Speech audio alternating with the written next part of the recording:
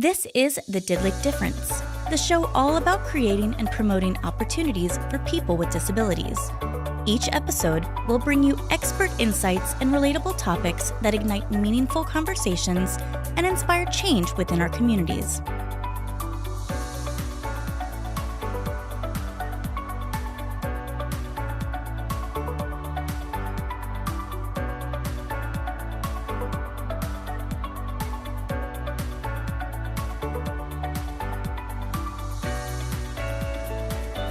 This is the first time we've done like a virtual episode, so it's a bit of a learning curve for us.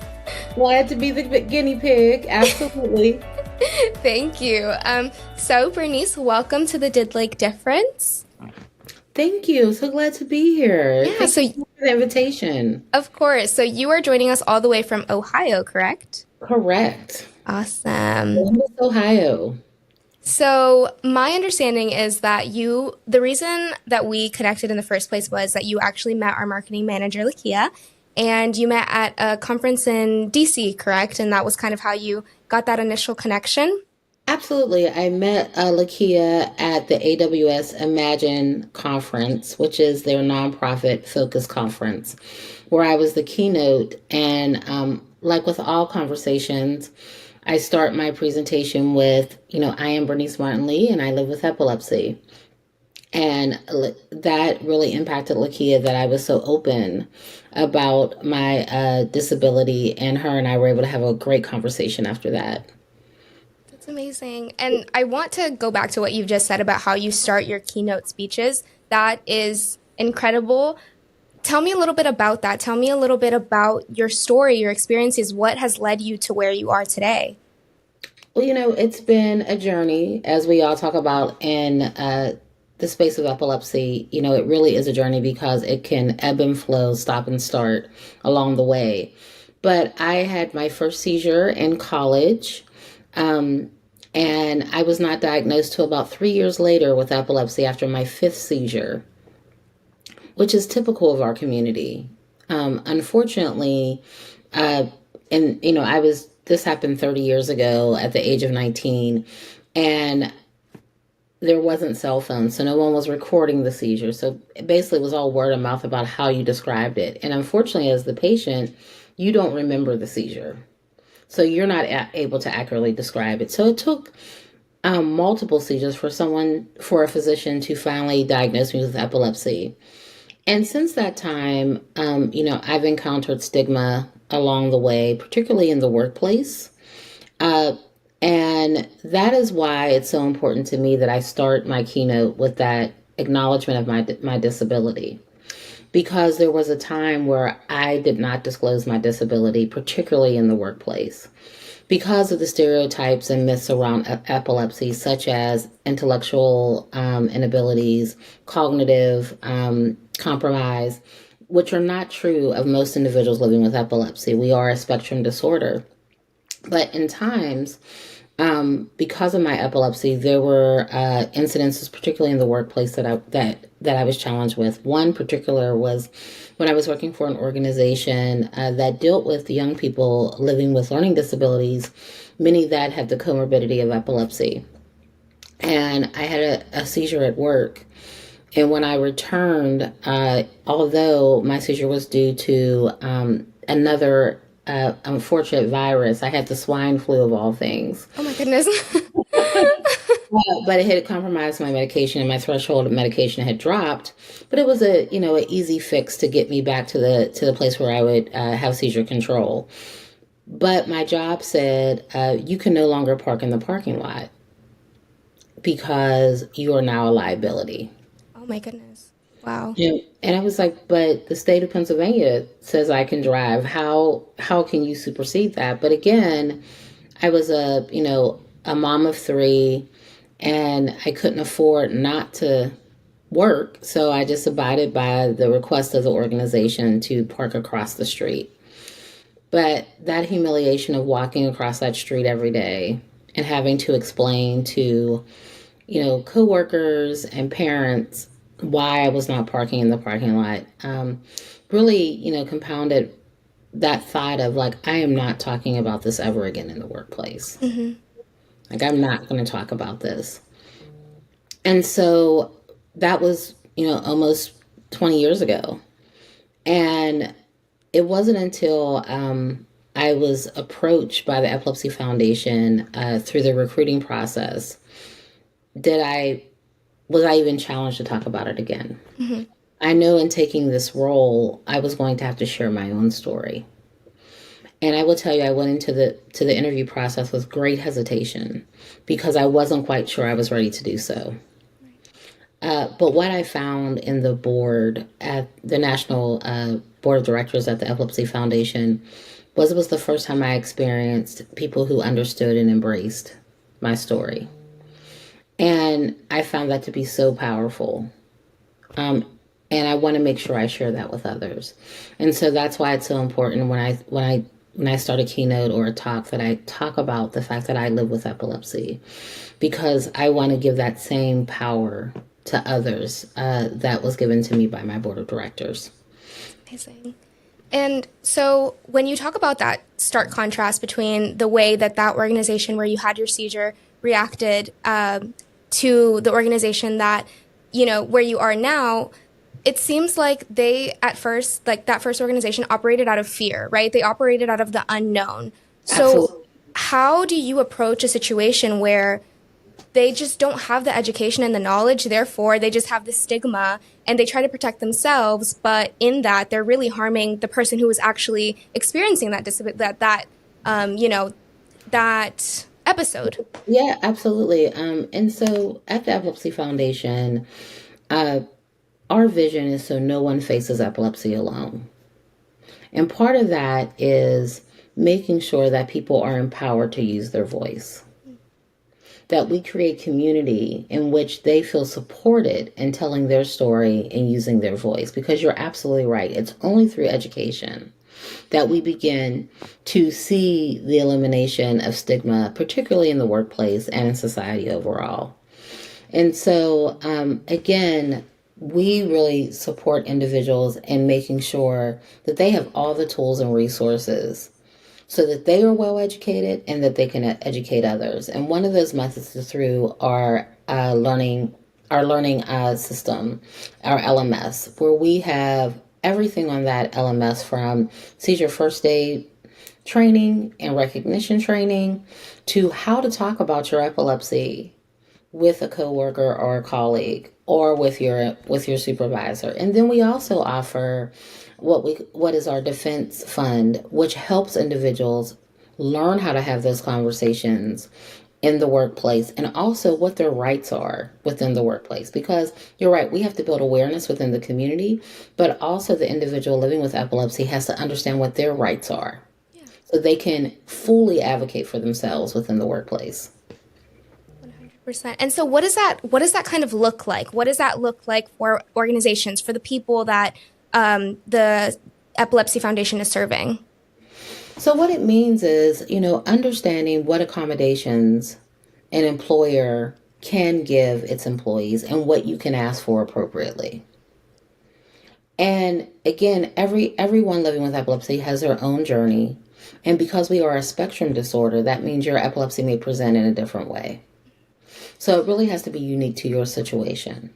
But if you need to take breaks from your computer screen, you can ask for that, right? If you need to have if you cannot work in what we call fluorescent lighting for long periods of time, you can ask for an accommodation for that. If you are someone who has nocturnal seizures and they affect your mornings, you can ask for a schedule shift. That doesn't mean that you have to be at work at 8 o'clock in the morning, right? Because you've experienced seizures overnight. So those are the accommodations that we encourage individuals to talk about. But again, it has to be individualized to their epilepsy. But we believe it starts with a partnership, right? It's very hard. Like I said, I did not disclose for over 2 decades. So first, it's about how do you disclose appropriately? Right? What does that look like in the workplace? What do you have to disclose? What don't you have to disclose? Right? Because have you ever seen the application where some applications will say, have you ever experienced a seizure? you do not have to disclose that you live with epilepsy. But it's on applications, and we've seen many times where individuals have honestly answered that question and have not gotten a call back. Wow. Right. And so we say, as opposed, and I'm not giving legal advice in any way, but it may be better to have that conversation with the Human Resource Office prior to answering that question that may determine whether or not you're eligible for the role. Because you could have had a seizure 10 years ago and be completely seizure free, but the question doesn't present that way. Mm-hmm. Right. So we always encourage them, have the conversation with the Human Resource Office. And if you have any questions, to reach out to the Epilepsy Foundation so we can give you advice and guidance through that. Thank you so much for providing that information, Bernice. And I want to go back a little bit about how epilepsy and living with epilepsy has shaped your leadership and the way that you act as a CEO today. Oh, I think it's central to my leadership at the Epilepsy Foundation because we truly believe individuals with lived experience are the experts. Mm-hmm. Right? They are the experts and they should be treated as such. So it's about empowering people to use their expertise to support not only themselves and their families, but also to support innovation and research in our space because you are the expert. And so we lean heavily into the patient voice and to the patient need, right? We are very patient-centric at the Epilepsy Foundation. And that means my leadership always has to rely on what I've learned from the community. So I take a lot of my time. I travel about 60% of my time to visit with our community, to understand what their needs are, but also what they're experiencing through either their clinical visits or through the workplace so that we can provide better support and tools to help manage that. I always reflect on the empathy that I wish I would have received in the workplace and from leaders that I've worked with. And I try to make sure we provide that empathy to our associates. We have a theme with our leadership team. We lead with joy, right? But we also lead with empathy. We have several individuals in the organization that are living with epilepsy. And again, those accommodations I spoke about earlier, we try to make sure that those are available to our associates as well, so they are able to maintain their careers while living with epilepsy, and they can share that information with others. And I know that's a different perspective than most CEOs who see a job description and say, this is the job description, and you can't deviate from that. I'm like, okay, well, how do we know this person has the talent and expertise that we need. How can we accommodate their journey with epilepsy and still make sure that we're bringing in that expertise and talent that we need as an organization to serve the rest of the community? So it's amazing that you say that, because I think with Did Like we have that in common, where it's like we see the people that are experiencing so people that have disabilities, they are the experts in whatever it is that they're facing, right? And so at Did Like we also have that shared value in common, that it's like you have to give people the opportunity to advocate. You have to give people the opportunity to showcase that they are able to do things in spite of their disability, in addition to their disability. Right. And so what sort of advice would you give somebody, because they don't often see people with disabilities in leadership roles, or some people may think that they're not capable of that. So what sort of advice would you give to people that are in that sort of situation? Sure. Again, I am a person living with a disability, but I am a person first, right? It is a part of who I am holistically. It is not all of me. So the advice I would give to individuals living with disabilities is lean into who you are fully, right? Do not let your disability define you. You can define it, right, in the role that it plays in your life. But it doesn't negate the fact that you have hopes and dreams and ambition and talent and expertise, right? And that's what you should be talking about. And when someone tries to diminish you to your disability, make sure that you're talking about who you are holistically. I am a mother, I am a CEO, I am a wife, and I also live with epilepsy. right? It is a part of who I am, but it is not all of who I am.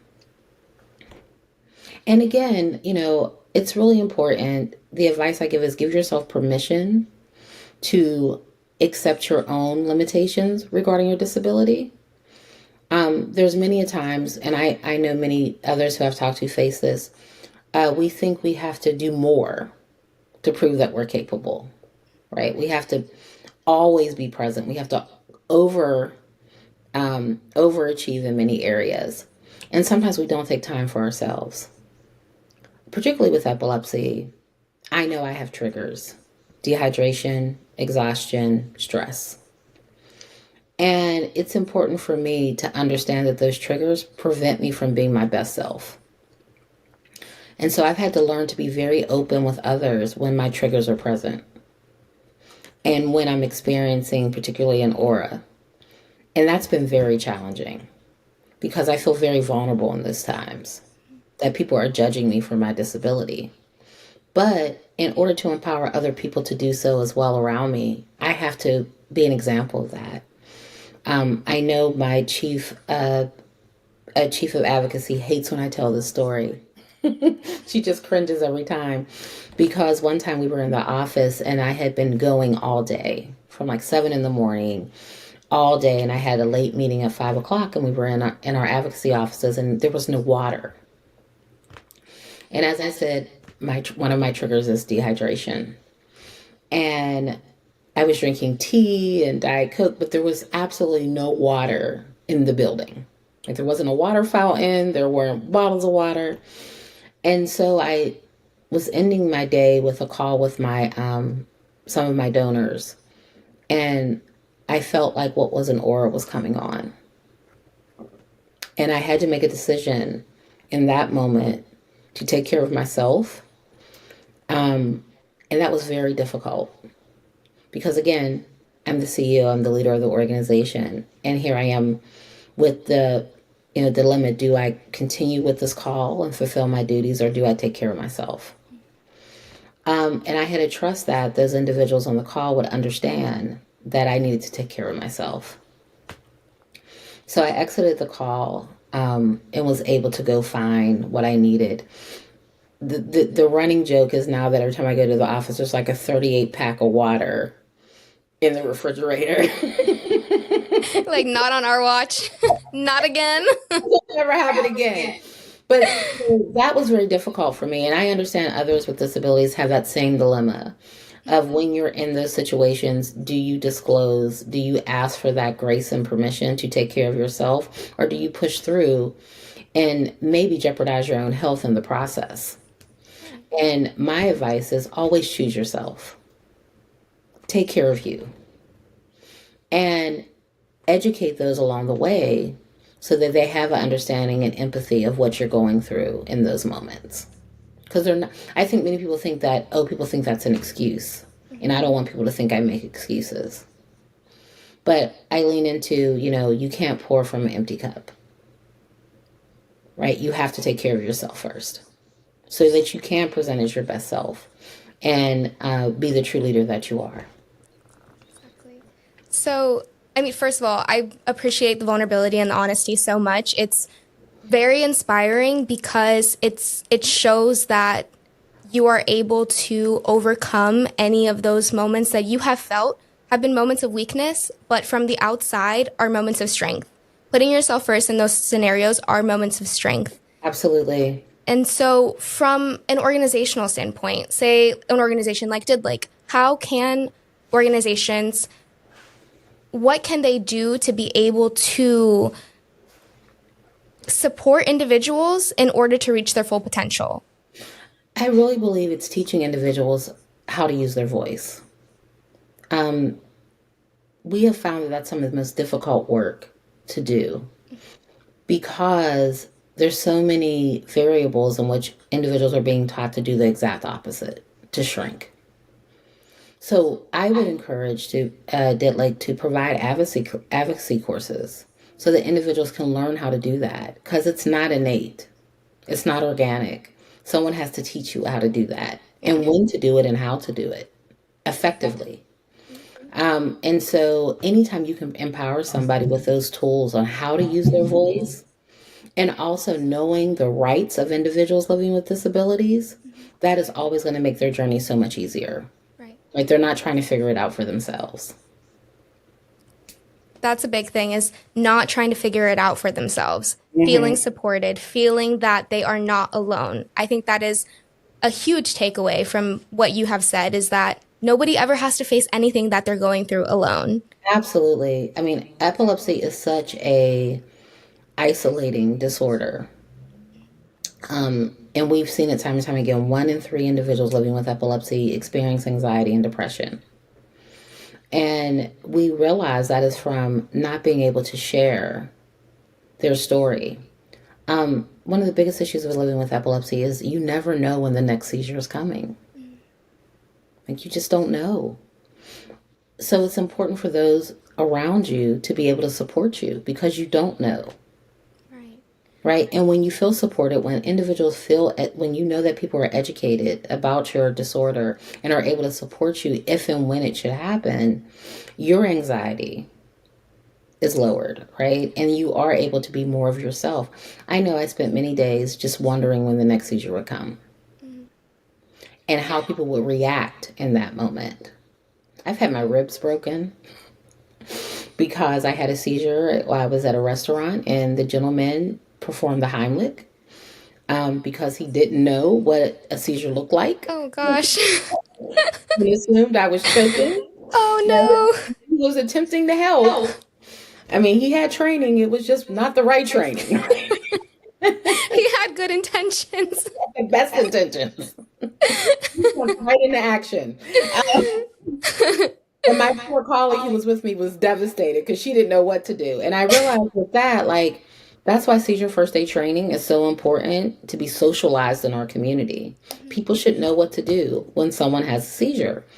1 in 26 individuals live with epilepsy in this country. 3.4 million individuals. 1 in 10 individuals will have a seizure in their lifetime. Recognizing how common it is for someone to have a seizure and for the majority of our communities not to know how to respond to it. Right? When people feel educated, they are calmer in those situations and they can be more supportive. So, with whatever disability you're dealing with, I always advocate that you educate those around you on how they can help. Whether it be in your workplace, whether it be in your academic centers, whether it be within your family, your churches, it's really important to educate those around you about how to respond to your disability. Because when they're calmer, right, and when they're more educated, the support will be much more profound than it ever has been before. Right. No, I think that, so I'm 25, and I think that I have been in a space where I've seen 4 different people have seizures, and each time I've noticed that the reaction has been different, like because people don't really have a proper gauge of how to accurately support. So I definitely agree with you in that had we been given any sort of education on this, then we would know how to react in a calmer manner, in a quicker manner. But instead you kind of stand there stunned and you're like, oh my goodness. But putting into perspective that it's 1 in 26 and how common that is, no, it's insanely important to have that education and that, just the opportunity to do better once you do learn. So I think that it's really important for any organization that can provide those resources to provide those resources for their people. We're working. We have legislation in 28 states, seizure safe schools, which now mandate that all school personnel are trained in seizure first aid. That's right? Incredible. Yeah. Because imagine those young people in those classrooms and no one knowing how to respond. Right? How unsafe it is for the young person and how scary it is for every other child in that classroom. And we've had so many parents and students take it upon themselves to train their class in seizure first aid. And again, that information is available on our LMS. If anyone would like to go and take the training, it's about 30 minutes long. It is a certified program. You will get your NICE certificate at the end. that you can post in your office. And we encourage people to post it in their office, post it in their school, because then someone living with epilepsy knows that there's someone there that knows how to properly respond. And they may be more apt to share their story when they know that there's someone there that knows how to respond. Exactly. So again, another plug for seizure first aid training. Go to epilepsy.com, take the training, because you don't know what that does for someone living with epilepsy to know that someone knows what to do if something happens to them. Yes. Thank you. Thank you for sharing that.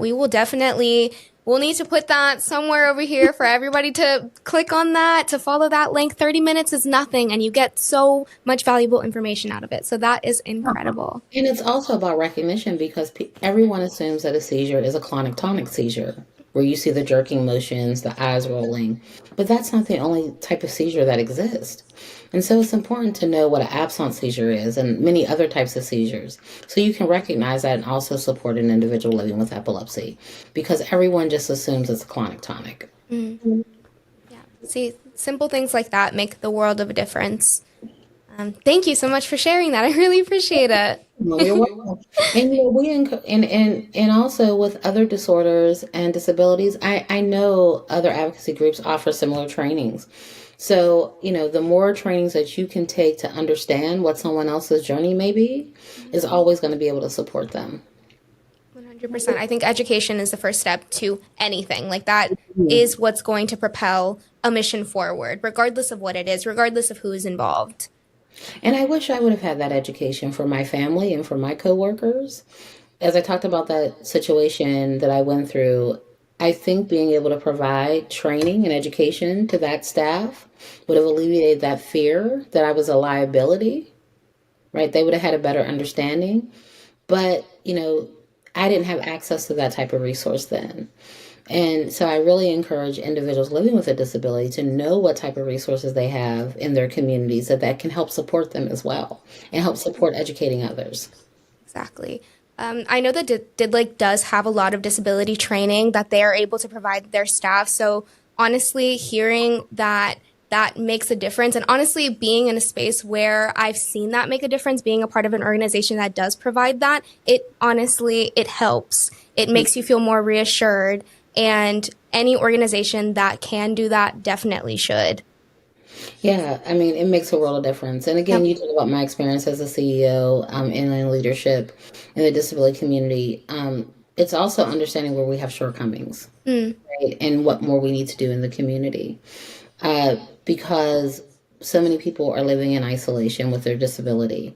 And what can we do to make sure that their stories are heard and that we're taking action to change the perspective and the narrative in the community around individuals living with disabilities, especially right now, right? When someone says a disability, people, it's always the most extreme, right? But it affects the entire disability community when those stereotypes and myths are pervasive in our community.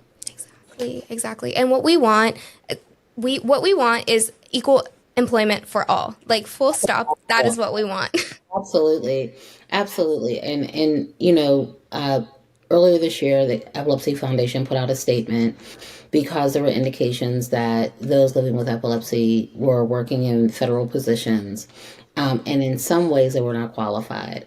And we, again, support equal opportunities for employment, right?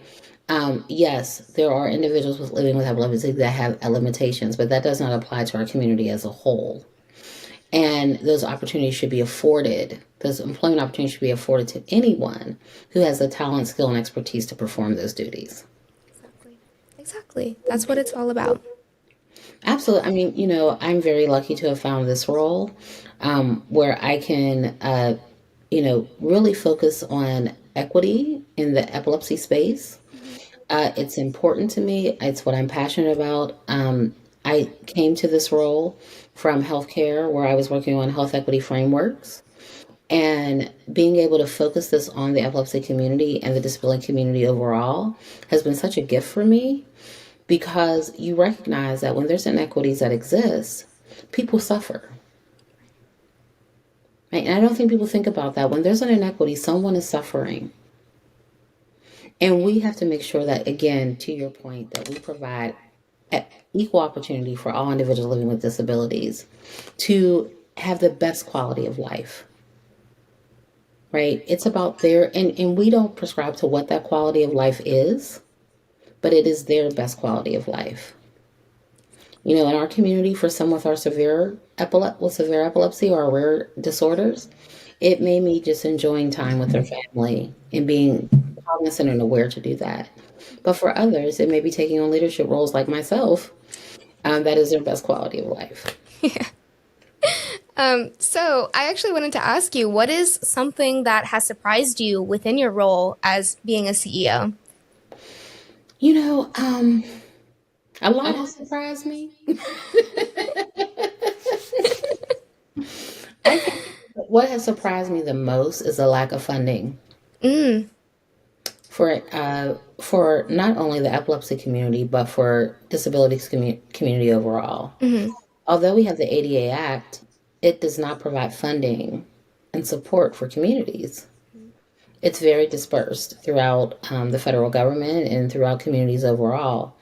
So again, how do we make progress if we're not focused on innovation and research to support communities? So that's probably what surprised me the most.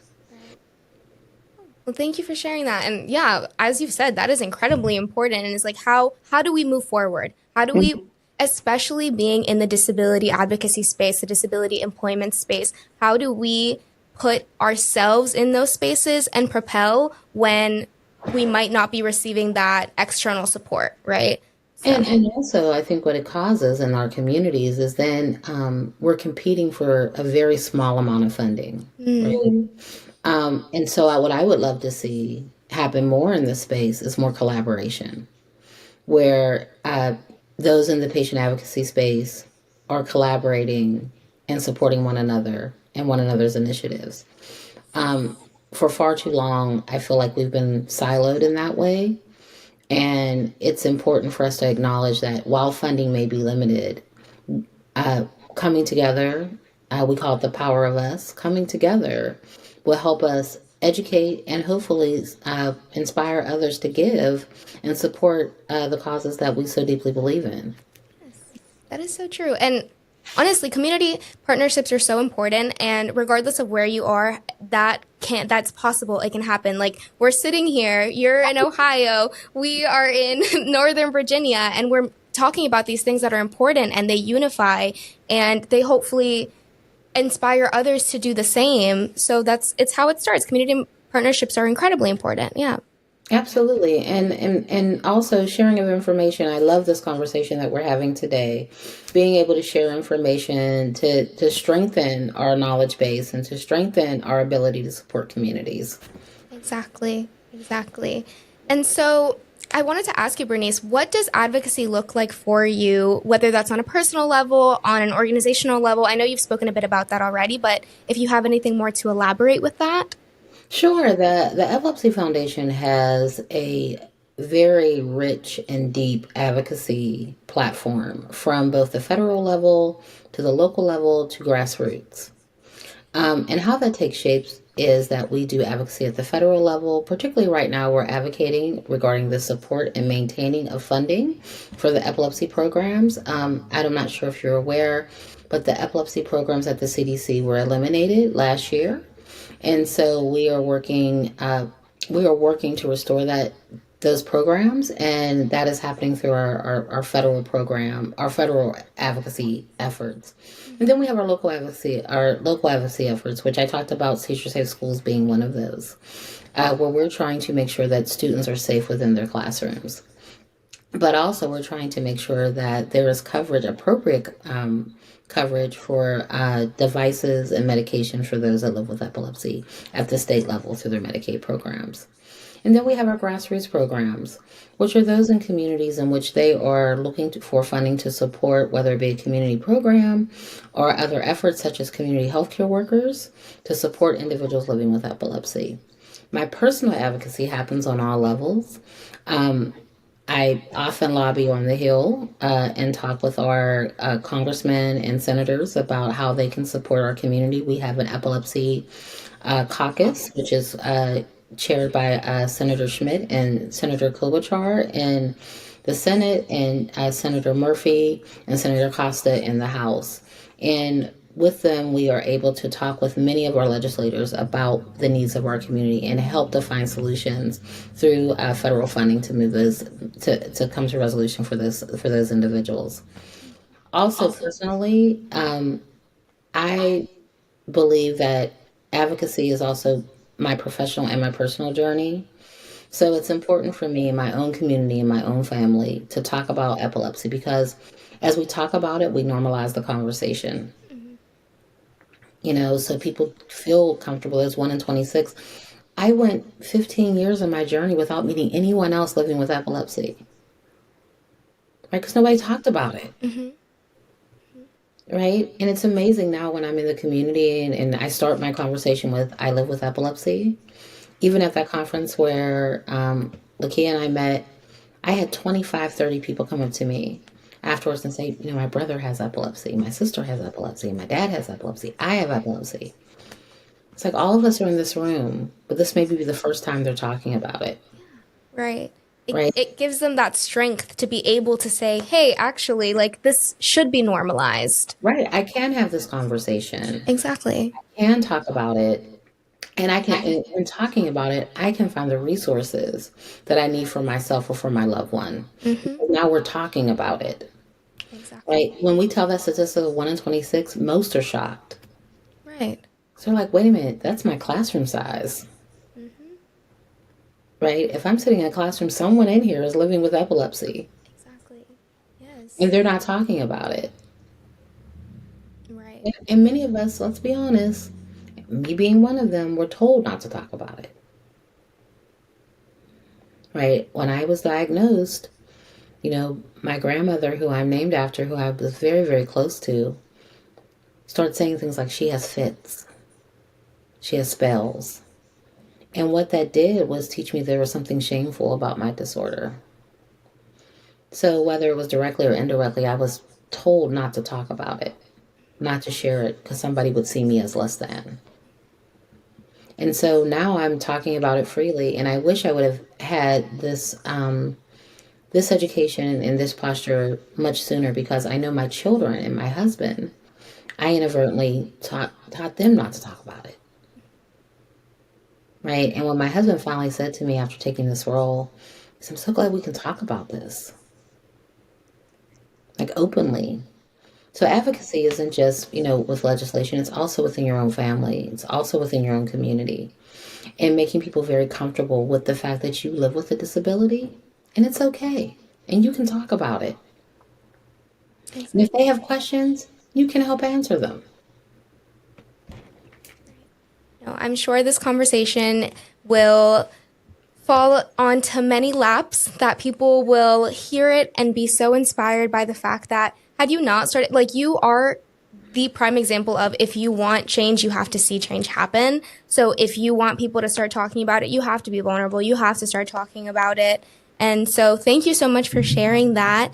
And I'm really glad that, despite having that difficult beginning to it, you're here now and you're able to sit and have these conversations.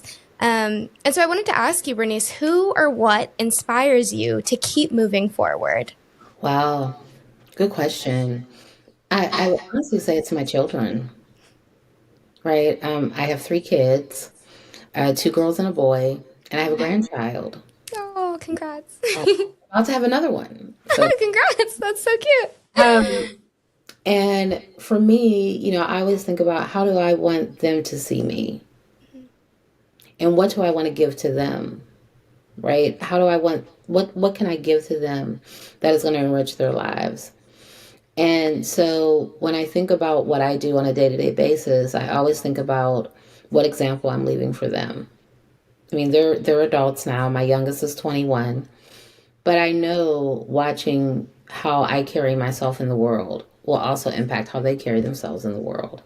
I'm very proud of my kids. My oldest is a resident in surgery and is making an amazing impact with pediatric surgery, and I'm so proud of her. My middle daughter is in her PhD studies in ministry, in theology, and she's just an amazing person, an amazing mom. And then my youngest is at Morehouse College as a senior.